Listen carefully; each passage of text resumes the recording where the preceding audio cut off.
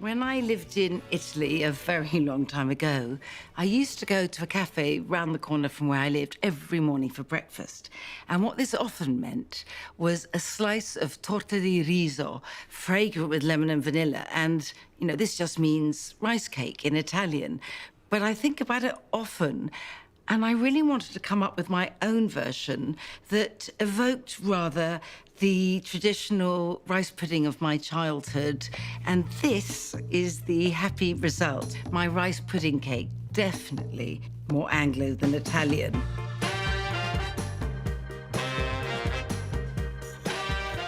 First, I need to cook the rice.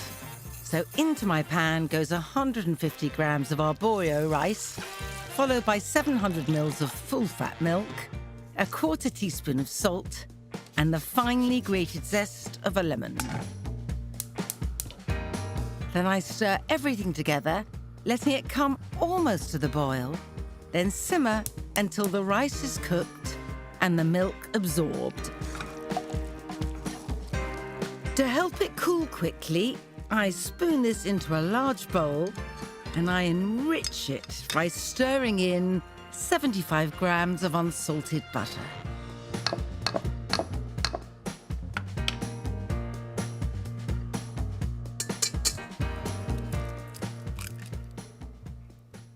The rice and milk mixture has cooled, and I am turning it into a cake.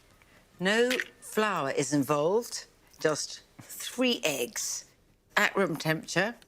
And I'm dealing with the yolks first. To the yolks, I'm going to add 75 grams of caster sugar and get a whisking. And you can, use an electric mixer, but really it's quite easy. Just whisk away to make them just lighter and slightly fluffier.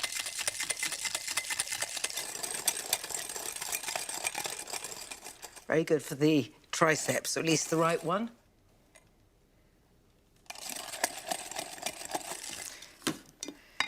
And to this slightly moussey yolk mixture, I'm adding 2 teaspoons of lemon juice, from the lemon that I zested and put in with the rice and milk, and 2 teaspoons of vanilla.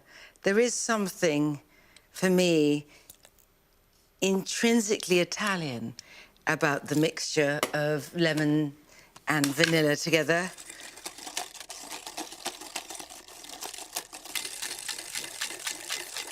Right, here is the rice.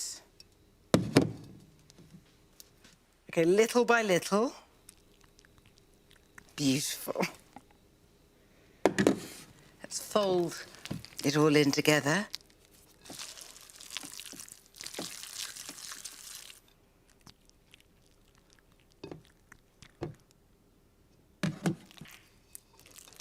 It is looking a bit like tinned rice pudding now.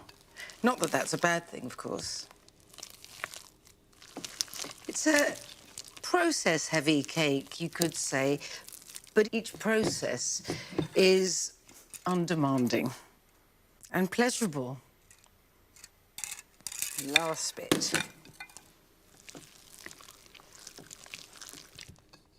So that's the yolks, and of course I could whisk the whites by hand, but I'm not going to. I want them properly stiff. The air whisked into the yolks and the whites make this fabulously light. Nearly there.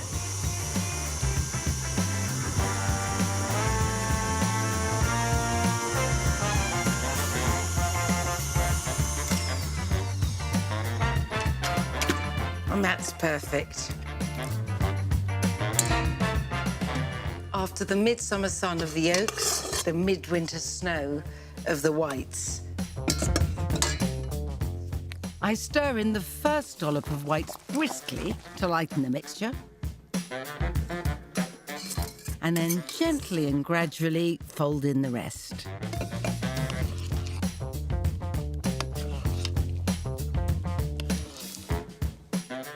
Oh, that was very straightforward. This mixture goes into the tin goes into the oven, and our rice pudding cake is made. Oh, it is so creamy. It has a certain soft solidity, and I know that solidity may not be your aim when making cakes, but this is just perfect.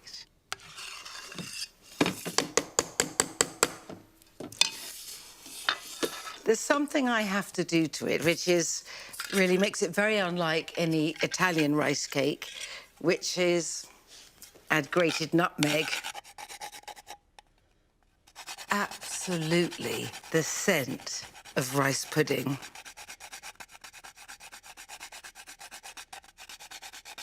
Although it needs only 45 minutes in a low oven, and by low I mean 160 Celsius or 140 if you've got the fan on, it really does need to sit once it's out of the oven. In fact, I leave it for an hour. It's still got the warm breath of the oven on it, but it is the perfect temperature. Although, having said that, any leftovers are sensational for breakfast, eaten cold the next morning. Right, to the oven.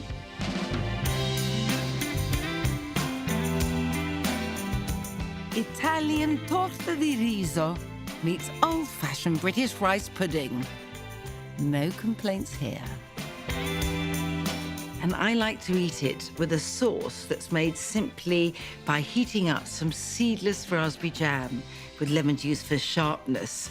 And the thing about this is that it's so infinitely comforting and yet elegant with it.